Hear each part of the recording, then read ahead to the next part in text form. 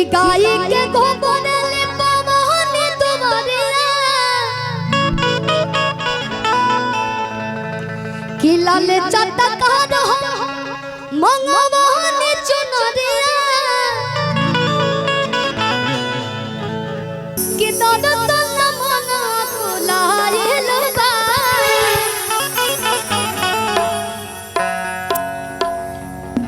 भक्त कहत रे हे चंदा मामा कहे हो तो माय लगे जाए के हमारो घर काला सारा खायल बा।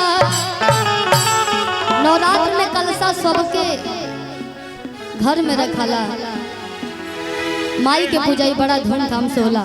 तो भक्त कहत रे कैसे कि गाय के गोबर ले पवने तुम्हारिया कि लाल चटका रहो अरे मंगवाने चुनरिया कि दर्शन मनवा को लायल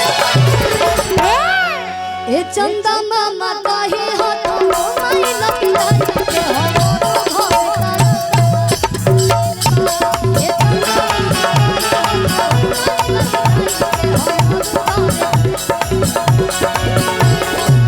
गाय के गोबर ले पवने तुम्हारिया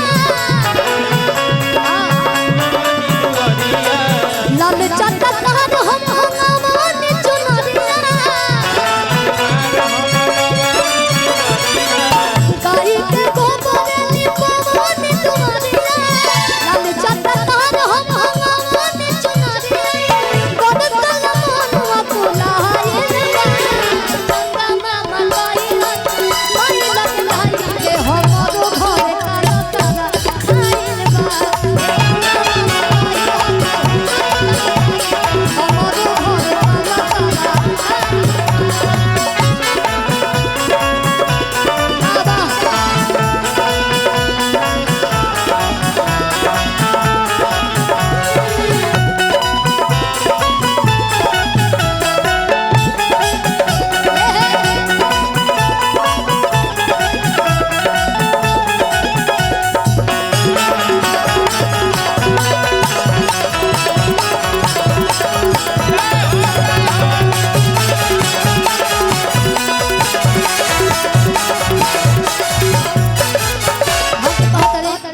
कि हमनी से तू तो बड़ी दूर बाड़ा कि तोहारा से दूर बाकी ढेर ना सदा गावा होई अरे हमनी से तू तो बड़ी दूर बाड़ा तोहारा से दूर बाकी ढेर ना सदा गावा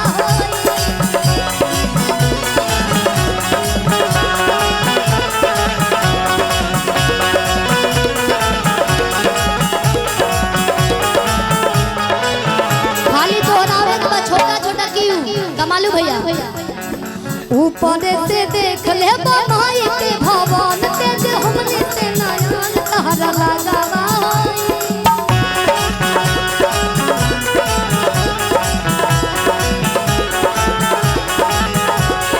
हमने से तू तो बड़ी दूध बाड़ा तहरा से दूध बाकी ढेर ना सदा गावा ऊपर से देख ले माई के भवन तेज हमने से नयन तहरा लगावा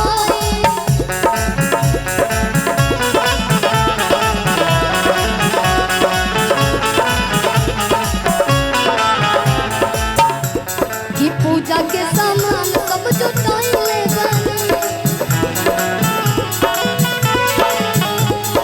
गंगा जी के पानी हम मंगवाले पूजा के सामान सब जुटाइले गंगा जी के पानी हम मंगवाले कि पंडित जी के बेटो चढ़ाइल बा ए चंदा मामा कहे हो तो माई लग जाए हमारो घर काला सारा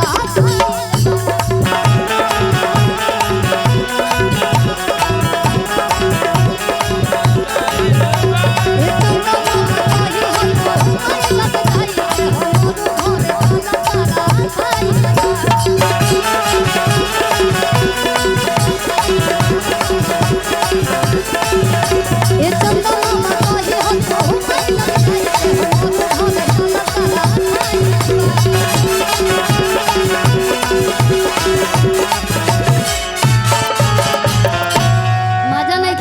भैया जितना भी लोग जा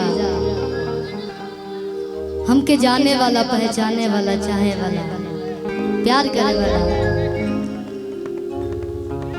लोग आइल बा, चाची लोग आइल बा, भैया लोग आइल बा,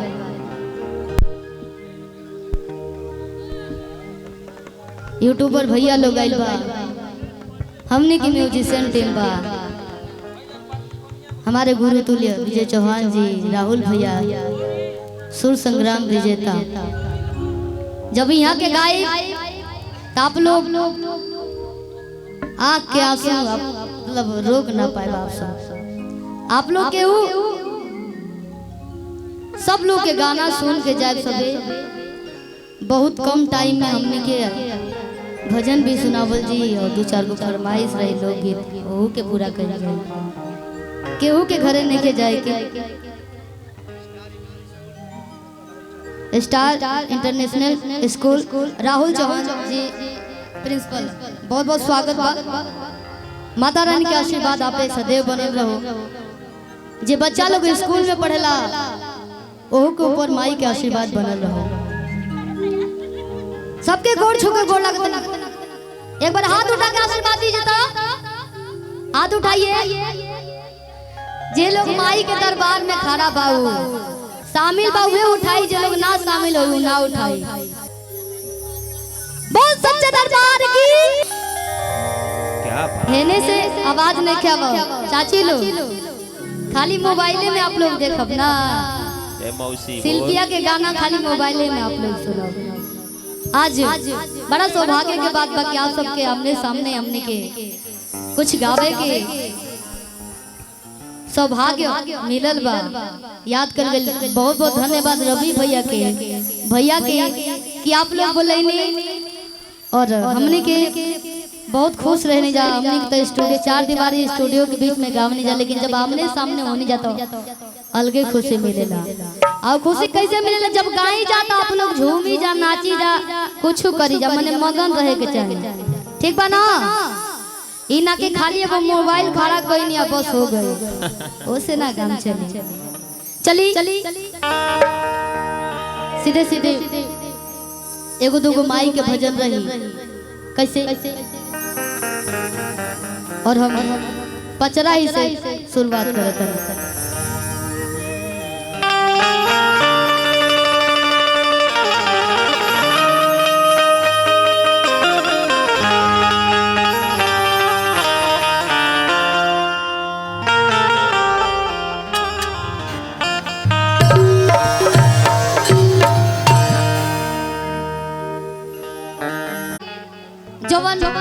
यूट्यूब पे गाना एवरी के देवी गीत रिलीज भइल बा। आप लोग को यूट्यूब वाला भैया जरूर आप लोग बढ़िया से एकरा के एडिट करके डाला, ठीक बा? हो गई सुनाई।